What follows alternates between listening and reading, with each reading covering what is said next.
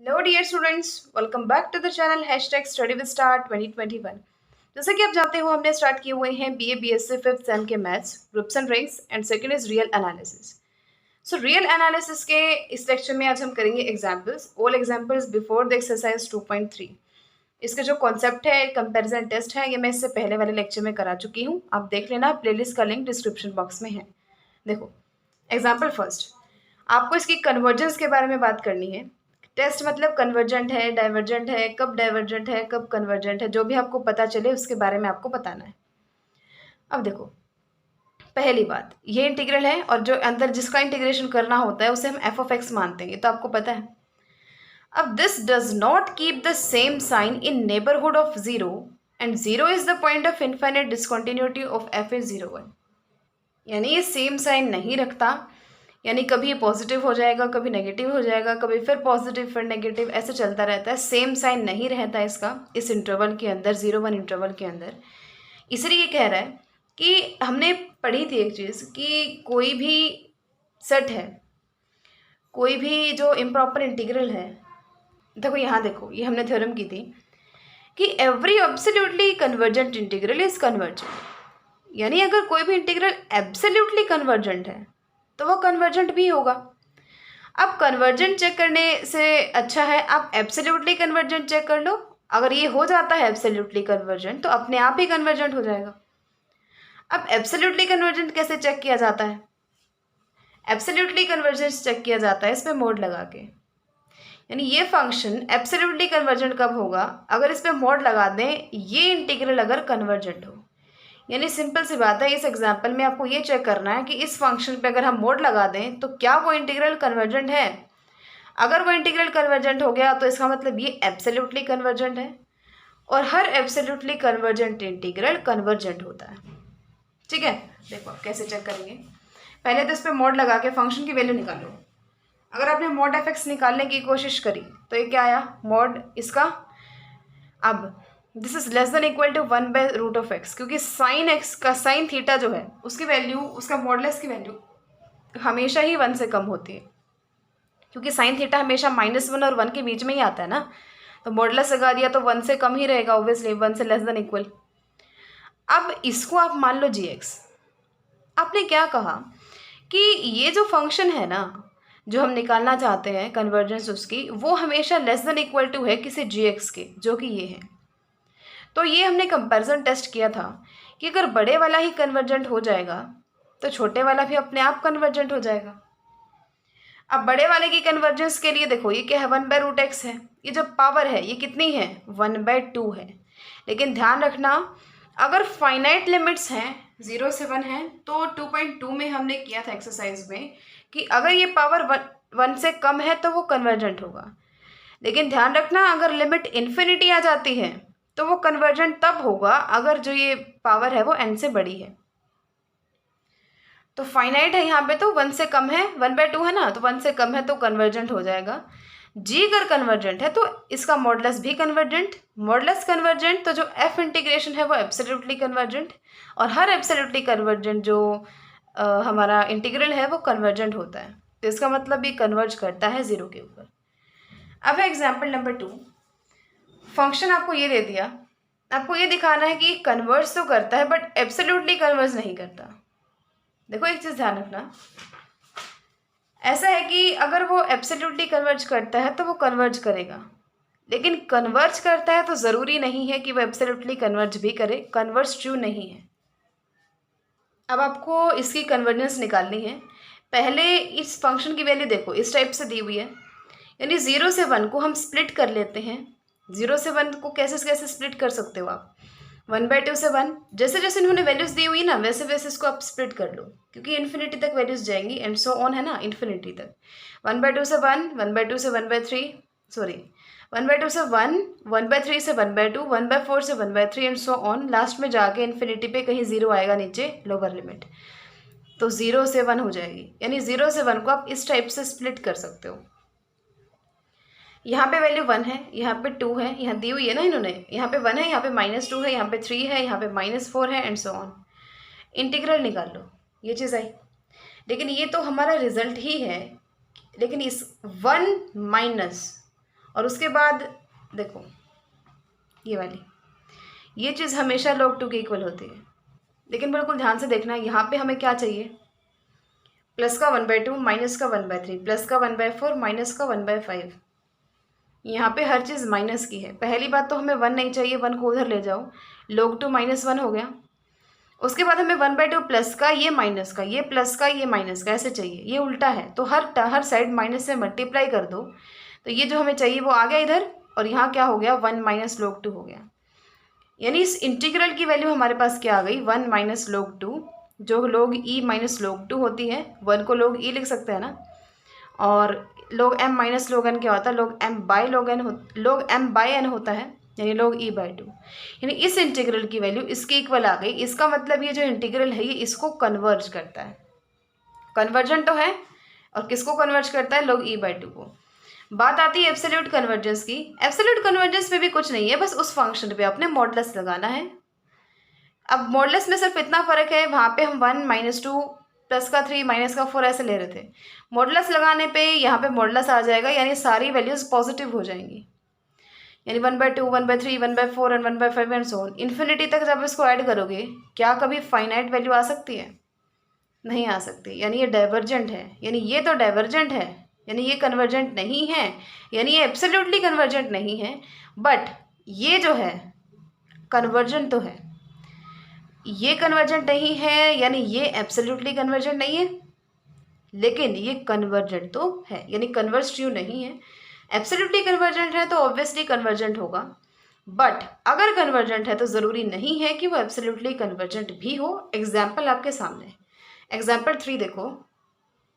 अब देखो, जैसे हमने पिछली एक्सरसाइज में ऑलमोस्ट वही किया था, f(x) g(x) माना था, उनको डिवाइड किया था और फिर वहाँ पे कंपैरिजन टेस्ट लगाए थे। यहाँ पे भी ऑलमोस्ट वही काम आपने करना है। देखो स्टार्टिंग करते हैं इसकी। फर्स्ट चीज़, इसको आप आई मान लो, f(x) मान लो, कुछ भी मान लो। इसने इस इंटीग्रल को तो आई मानते हैं और इस फंक्शन को हम f(x) मानते हैं, ये तो हमें पता है ना। सो इस इंटीग्रल को आपने आई मान लिया। अब इसने पता क्या किया, इसने 0 से 1 और 1 से इन्फिनिटी इसको अलग अलग कर दिया। इसको मान लिया I1, इसको मान लिया I2। अब जो I1 इंटीग्रल है वो उनमें ना तो कोई लिमिट इन्फिनिटी है और ना ही कोई भी वैल्यू पुट करने पे ये फंक्शन इन्फिनिटी हो रहा है, यानी ये प्रॉपर इंटीग्रल है, यानी हमेशा कन्वर्जेंट होगा। बात है I2 की। अब f(x) क्या है, ये वाला फंक्शन है, इसको थोड़ा सा तोड़ मरोड़ के थोड़ा सा इसको चेंज करो। कैसे, पहले इस x की पावर 4 को बाहर निकालो, x की पावर 4/3 होके बाहर आएगी, अंदर सिर्फ ये चीज़ बच जाएगी। फिर आप क्या करो, यहाँ पे x था, यहाँ पे 4/3 था, तो नीचे सिर्फ 1/3 पावर रहेगी। फिर आपने x की पावर -4 को 1/x की पावर 4 रखा। अब मैंने आपको एक बात बताई थी कि इस टाइप की इंटीग्रल के अंदर जब हम f(x) को g(x) से डिवाइड करते हैं तो पिछली एक्सरसाइज में हम लिमिट किसको टेंड कराते थे, जो इन्फिनिट डिसकंटिन्यूटी का पॉइंट होता था।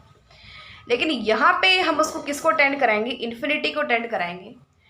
तो इसका मतलब हमें g(x) कोई ऐसा फंक्शन मानना है जिससे वो चीज़ रिमूव हो जाए यहाँ से जो इस फंक्शन को इन्फिनिटी बनाए। क्योंकि अगर मैं इन्फिनिटी टेंड कराऊंगी और उस इन्फिनिटी को पुट करने पे ये इन्फिनिटी बन जाएगा तो फ़ायदा ही नहीं है। हम चाहेंगे, हम ऑलमोस्ट यही चाहते हैं कि फाइनाइट आ जाए कुछ f(x/g(x) करके। तो g(x) हमें बहुत ध्यान से चूज़ करना पड़ता है, तो इसको यहाँ से हटाओ आप। 1/x की पावर 1/3 इसको आप मान लेना g ऑफ x। तो ये चीज़ बच जाएगी। यहाँ पे जब इन्फिनिटी पुट करोगे ये तो 0 ही हो गया, 1 + 0 1 हो गया, और टेंजेंट इनवर्स इन्फिनिटी हो गया π/2, फाइनाइट आ गया। अब ये फाइनाइट आ गया, इसका मतलब ये और ये कन्वर्ज और डाइवर्ज टुगेदर करेंगे। लेकिन इसकी पावर कितनी है, 1/3 है। ये मैंने आपको दोबारा फिर बता रही हूँ, अगर इन्फिनिटी लिमिट है तो ये कन्वर्जेंट सिर्फ तभी होगा अगर 1 से बड़ी पावर है। अगर फाइनाइट लिमिट है तो ये कन्वर्जेंट तभी होगा अगर 1 से छोटी पावर है। अब ये इन्फिनिटी है तो कन्वर्जेंट सिर्फ तभी होगा अगर 1 से बड़ा है, लेकिन ये 1 से छोटा है तो ये डाइवर्जेंट है। ये डाइवर्जेंट है तो f(x) भी डाइवर्जेंट है, यानी हमारा इंटीग्रल डाइवर्जेंट है। वैसा ही कुछ सेकेंड पार्ट में है। देखो ये है आपके पास f(x) है, थोड़ा इतने इसको सॉल्व किया, फिर आपको पता है यहाँ नीचे x² रह गया ना, x² को यहाँ से हटा दो, 1 आ जाएगा, कन्वर्ज डाइवर्ज टुगेदर करेंगे। अब स्क्वायर 1 से बड़ी पावर है ना, तो कन्वर्जेंट है, ये कन्वर्जेंट है, तो जो हमें निकालना है वो भी क्या है, कन्वर्जेंट है। ये भी क्या है, कन्वर्जेंट। थर्ड में देखो वही काम यहाँ पे करना है, आपने सोल्व करना है इसको। फिर आपने आई माना, ये एफ एक्स को थोड़ा सा सोल्व करने की कोशिश की, 1/x³ को gx मान लिया, डिवाइड किया तो 1 आया, कन्वर्ज डाइवर्ज टुगेदर, पावर 3 तो कन्वर्जेंट। फोर्थ में देखो एफ एक्स माना, अब इस पावर को ही हम gx मानेंगे, डिवाइड किया 1 आया, कन्वर्ज डाइवर्ज टुगेदर, पावर 1 से कम है तो डाइवर्जेंट है, और ये भी फिर क्या हो जाएगा, डाइवर्जेंट। ठीक है, 7 एग्जाम्पल्स हैं इसके, 4 पे हम आ गए हैं। हमें ये शो करना है कि ये कन्वर्जेंट होगा, यानी इसको हम आई इंटीग्रल मान के चलते हैं।